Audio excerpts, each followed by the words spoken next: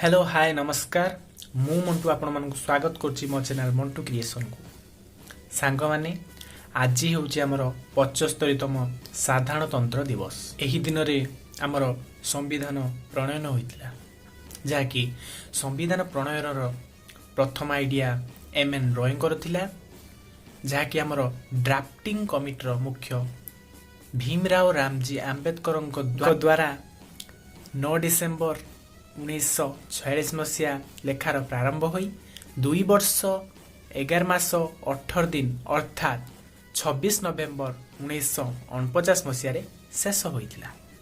एहाकु मध्य संविधान दिवस बोली कुहा जाए। तापरे आम संविधान 26 जनवरी 1950 मसीहा रे प्रणीत होइतिला।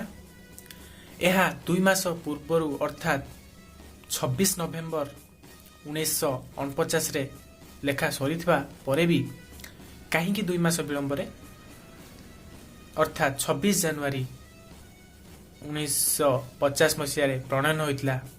तार कारण हेउछि 19 डिसेम्बर 1929 मसीहा लाहौर अधिवेशन ले जवाहरलाल नेहरू 1930 मसीहा जनवरी मास तृतीय रविवार दिन को स्वाधीनता दिवस रूपे घोषणा कर देथिले एवं सेही दिन त्रिरंगा पताका उत्तोलन करने कथा मध्य घोषणा कर देथिले।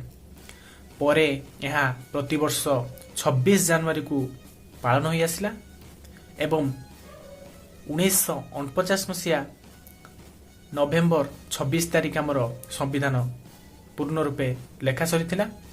किंतु एई साधारणतंत्र दिवस गरिमा को अक्षुण्ण रखा ता 2 मास परे अर्थात 26 जनवरी 1950 मसीहा को प्रणयन होइतिला।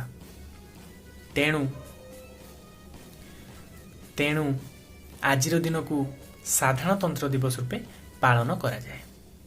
तो सांग माने ए इनफॉरमेशन आपण मानकु केमिति लागिला निश्चय कमेंट रे जणैबे ओ चैनल टी को सब्सक्राइब कर नथिले सब्सक्राइब करी बेल आइकन को दबे देबे। धन्यवाद।